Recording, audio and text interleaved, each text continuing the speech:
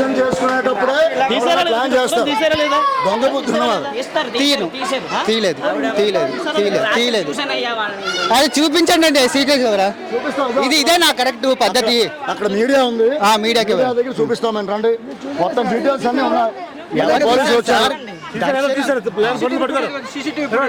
రండి పంతులు గారు మీరు బంజారా హిల్స్ నెంబర్ 2 అడ్రస్ కూడా. సరే సార్, ఒకవేళ సీసీ కెమెరా నా ఫోటో మీరు చూసుకోండి.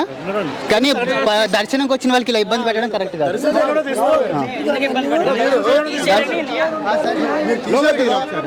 తీసారు కదా. విజువల్స్ ఉంది.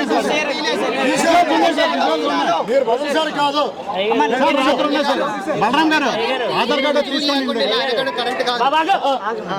రివ్యూ సాక్ష్యాలు ఉన్నాయండి, అందుకే కదా పట్టుకున్నాం. ఎందుకు పట్టుకున్నాం చెప్పండి.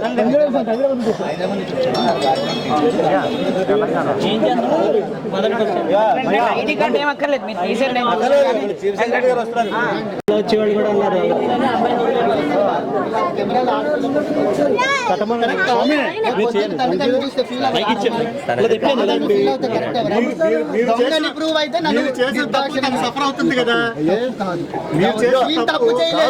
తప్పు చేస్తే వాళ్ళు నిందించండి. నేను తప్పు చేయలేదు, దర్శనంకి వచ్చాను. దర్శనంకి చేసి నాకు తప్పు అంటే చెప్పండి. కావాలంటే నా టికెట్ ఉంటుంది, నా ఎంట్రీ టైం ఉంటుంది. సరే సార్, నాది నిన్న చూసుకోండి. ఎప్పుడు చూసుకుంటే చెప్పండి. జడ్జి గారు చెప్పండి విషయాలని.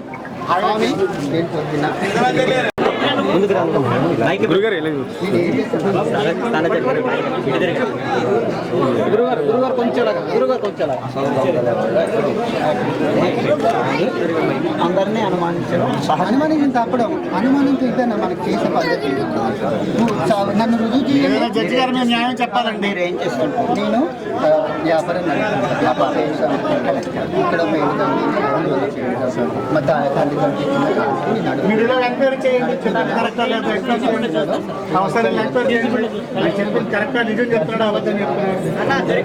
సార్ మైక్ పెట్టుకోండి. సార్ మైక్ దగ్గర పెట్టుకోండి. మీరేదో జడ్జి గారితో గుసగుసలాడితే మాకు అనుమానం వస్తుంది. మైక్ దగ్గర పెట్టుకోండి. పొద్దున్న దర్శనానికి వచ్చి దర్శనం అయ్యగానే టికెట్ తీసుకోకండి. దర్శనం నుంచి అక్కడ మధ్య తాగుతున్నాము. స్వామి వచ్చి ఇలా అన్నారు. నాకు తెలియదు. స్వామి వచ్చి అన్నారు. ఓకే, అనుమానం ఉంది, రుజువు చేయించండి. కానీ ఇదా పద్ధతి. నాకు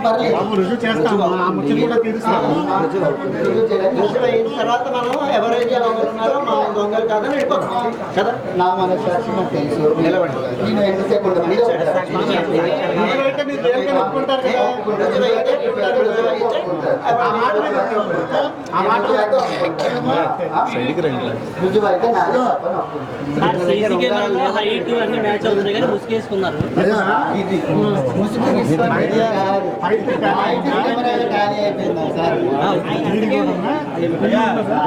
మొత్తమే పని చేశారు.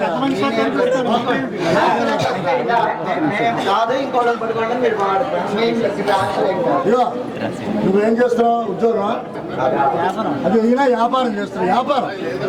వ్యాపారం చేసి ఆయన అందరూ వ్యాపారస్తులే. అయినా ఏమిటండి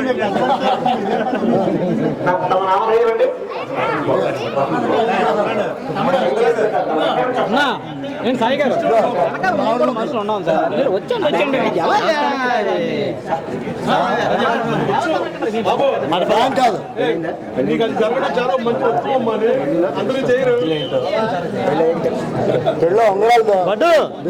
నా పేరు సాగర్, గాజువాక్ నుంచి వస్తున్నాను. టెంపుల్కి వచ్చాను, దర్శనం అయింది. దొంగ నిందేసేసరికి ఏంటి, ఏం తప్పు చేయకుండా ఇలా నిందలేంటి, మనకి ఇదే గుడికి వస్తేనే ఇలాంటి మంచిది కాదేమో అనిపించింది. ఇక్కడికి వచ్చాక తెలిసింది అదంతా కార్యక్రమంలో భాగం అని. అంతే.